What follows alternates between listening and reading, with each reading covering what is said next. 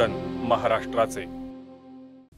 शिवसेनेचे राज्यमंत्री अर्जुन खोतकर यांनीही सहकुटुंब मतदानाचा हक्क बजावलाय। जालन्यातल्या भाग्यनगरमधील संस्कार प्रबोधिनी विद्यालयातील केंद्रात त्यांनी मतदान केलंय। यावेळी त्यांच्याशी बातचीत केली आहे आमचे प्रतिनिधी रवी जयस्वाल यांनी।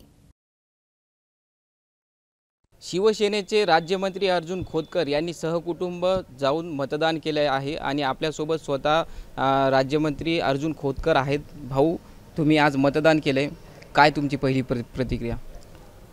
या देशातल्या प्रत्येक नागरिकाने मतदान तर केलंच पाहिजे।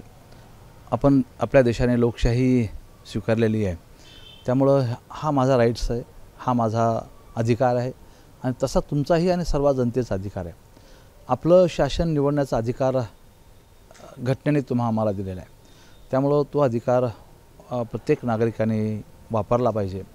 आणि मला असं वाटतं की जगातली सर्वात मोठी लोकशाही आपण आपल्या देशामध्ये या ठिकाणी बघतोय आणि जगाने आपलं बघून स्वीकारलेलं आहे, त्यामुळं हा राईट तर आपण निभावलाच पाहिजे। मला असं वाटतं की मी मतदान करून आलेलो आहे आणि खूप चांगलं मतदान झालेलं आहे, आनंद आहे। मागच्या वेळेलाही रावसाहेब दानवे जे आहेत ते 2 लाखांच्या फरकानं निवडून आले होते। यावेळेला तुम्हाला काय वाटतं, कितीची लीड असणार आहे? मला असं वाटतं की एक कीर्तिमान रेकॉर्ड आम्ही जालन्यातून निश्चितपणे तयार करू शकतो। जे काही मतदान होईल त्या मतदानापैकी 65% पुढचं मतदान रावसाहेब दानवे यांना होणार आहे आणि मला असं वाटतं की विक्रमी मतदान होईल आणि राज्यातल्या आणि देशातल्या काही जागापैकी एक जागा रावसाहेब दानवे यांची मताधिक्याने हायेस्ट मताधिक्याने निवडून येईल। का तुम्हाला तुमचं जे लव आहे ते यावेळेला रावसाहेब दानवे यांच्या कामी आलं असं म्हणता येईल? मी काय म्हटलं माहिती आहे का, शेवटी निवडणुकीमध्ये असं काही गोष्टी लोकांना हलक्या फुलक्या करायसाठी लागतात। मी म्हटलं रावसाहेब दानवे माझी महबूबा आहे, मी त्यांच्यावरती प्रेम करतो आणि ते माझ्यावर इश्क करतात।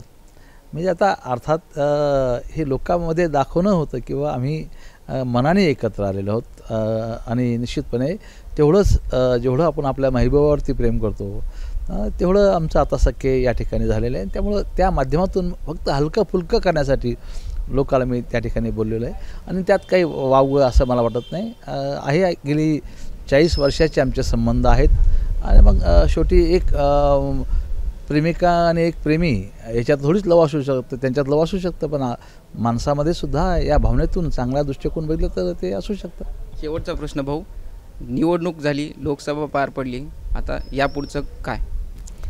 नाही, आता राजकारणातले काय आम्ही ताकाला जाऊन भांडं थोडीच लपवणार आहेत। जालना विधानसभा आणि महाराष्ट्रावरती भगवा फडकवायचा, बाकी काय दुसरं लक्ष?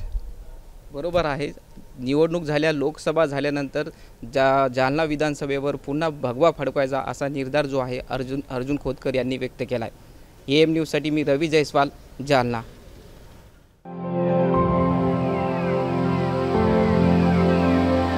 AM न्यूज, स्पंदन महाराष्ट्राचे।